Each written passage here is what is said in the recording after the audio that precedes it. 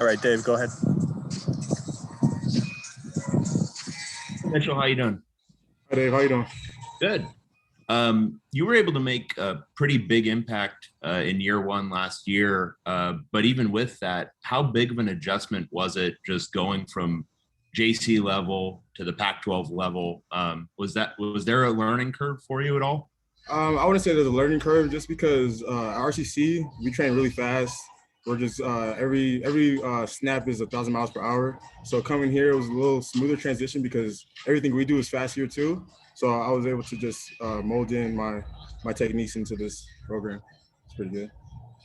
One of the big things for this team this year is all that returning experience. But one guy who's obviously not returning, Osa Digizua, you obviously play slightly different roles, slightly different position. You're not the same player, but how big of how important do you think you are going to be to fill those shoes of Osa's? I'm not filling anyone's shoes, but I'm just trying to make sure I'm the best player I can be every day. I got to make sure I'm working towards 1%, getting better every day. So I'm not filling no one's shoes. I'm just making sure that I'm Mitchell Agude and I'm the greatest player that I can be. Thanks, Mitchell. Yeah. All right, other questions for Mitchell?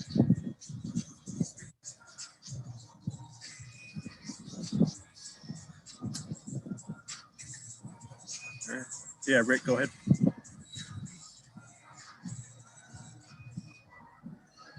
Hi, Mitchell. How you doing, Rick?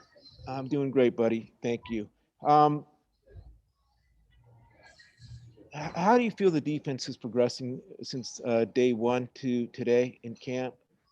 And what do you think it's going to take for you as a unit to take the next step as a defense? Our defense is doing great. We're flying around the ball every day. Everyone's making plays. We're causing turnovers.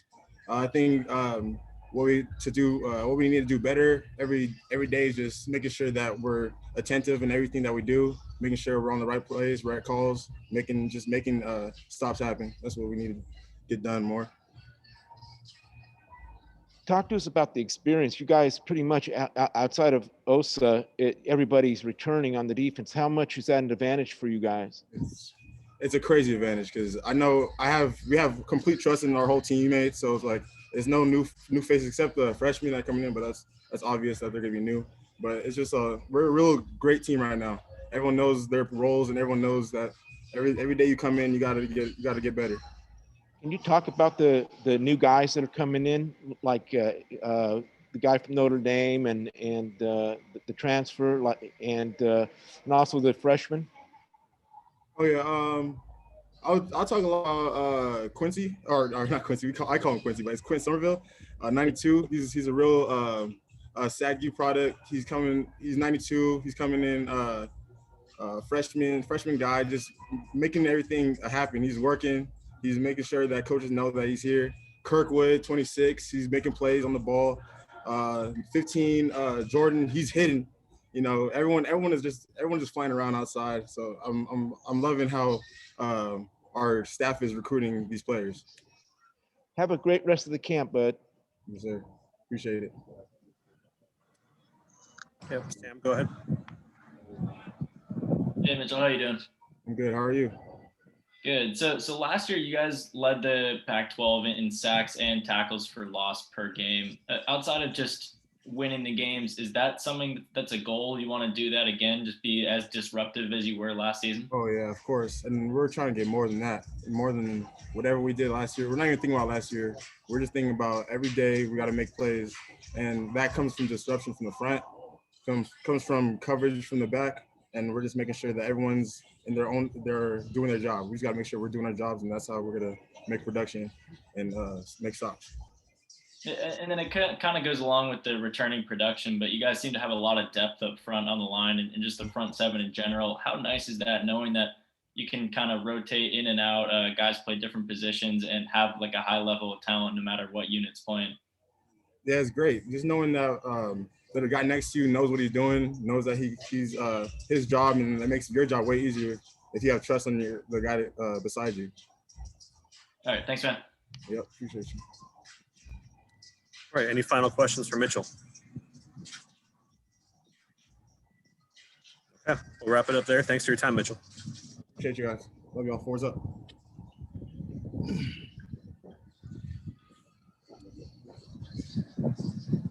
And we'll have Myles Jackson coming up next.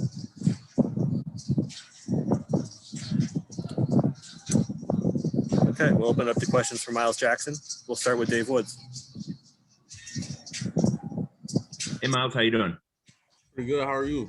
I'm doing great. I read a quote from Coach Kelly that described you as maybe the hardest working guy on the team. What do you think of that? I really appreciate the quote first off, but I feel like it's just a mindset thing. I just try to come in and do my best to be the best version of myself, because I know if I do that, it'll trickle down to the teammates and just help everybody in general. So that's Where just does why I that do every day. where does that work ethic come from for you? Like work ethic is pretty much intrinsic to the way I was raised, people I was brought up around, just seeing people put in the work before me and how it paid off. Pretty much intrinsic motivation. That's just something that I really try to carry on with me wherever I go. It's pretty much beat into me like words of encouragement and wisdom. It was drilled into me by my parents and my coaches before. It's something I always carried. I mean, obviously there's nothing good about getting hurt. But was there any, I mean, in all midst of like the negativity from that experience, I'm sure, was there anything positive that you were able to take from, I don't know, getting a new vantage point on the game or anything like that? Definitely. When it happened, I just pretty much tried to think of all the positive aspects that come out of it. I tried to get in my playbook. I still tried to be around the team. I tried to attend walkthroughs and things like that. And above all, I had to attack rehab, because I knew that being negative about it wasn't going to help anyone. It wasn't going to help me. It wasn't going to help my teammates. So I just tried to look for every single positive thing I could do. Thanks so much, Myles. No problem. Sam, go ahead. Hey, Myles, how you doing? Pretty good. Nice. So I guess I just want a little clarification on the injury, because I know you tweeted last week saying you were fully cleared, but you were around the team before that. What can you, like, are you fully cleared to go doing full team drills now? Or is that something you couldn't do earlier? Yes, sir. I'm 100% cleared, 100% good to go. No problems, no issues. And then another thing Coach Kelly said last week was that you kind of came to the coaching staff and said, like, I'm going to be ready for spring ball, like kind of setting that as a goal for yourself. How hard was that, kind of knowing that this was like your kind of time for him to be ready, pushing to be ready and be out there with those guys by now? I never really thought of it. It was a goal that I set, but I never really looked into the distance. Every day I came and attacked rehab, I just took it day by day. And I knew that as long as I attacked rehab as hard as I could, then everything would take care of itself. I knew I could be ready by spring practice, and I was confident in that. And the work that I put in every day helped me get to this point. And then what are your expectations for the defense as a whole this season? Obviously, you didn't get out there that much last year, but the rest of the defense returned a lot of production. You got transfers, you got freshmen coming in, and you're kind of joining the fray again. So do you expect the defense to take a big step forward, be kind of towards the top of the conference? I do. I expect us to take multiple steps. We got a lot of people coming back, a lot of experience. Second year in our playbook, like everyone's pretty much locked in. We have a full off season. Everyone's driven. Everyone has a hunger to do better and be better than before. So I see us taking big steps. All right, thanks. No problem. Tony? Hey, Myles. Hey, part of coming back from an injury, of course, is the physical part of it, but a huge part of it is the mental aspect, especially on days when you don't feel like working out as much or you don't feel like doing your physical therapy.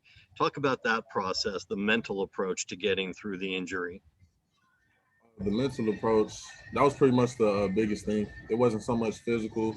I knew what I had to do from a physical aspect. For a mental approach, I had to keep myself sharp. Like the thing that I really emphasized was taking it day by day, not looking 5 months ahead, not looking like the year ahead, just figuring out how to be the best me, winning the day, pretty much going into rehab, having the best rehab I could do, pushing myself. That's how I measured it. That's how I kept myself grounded. I just took it day by day. And I graded myself at the end of the day. Did I win the day or lose the day? And then at what point did you feel confident in your body that you could go out there and play again at full speed, full contact, and be the player you expect to be? I felt confident pretty early, honestly. The trainers did a great job of making sure I was fully prepared before they released me. But I pretty much had a positive aspect and positive outlook on it the whole time because I felt pretty confident in my body and the way I was moving. Felt like I was moving a lot better than I had before. So, All right, great. Thanks. Good luck. thank you. Okay, any other questions for Myles? Okay, great. We'll end it there. Thanks for your time, Myles. Thank you. No problem.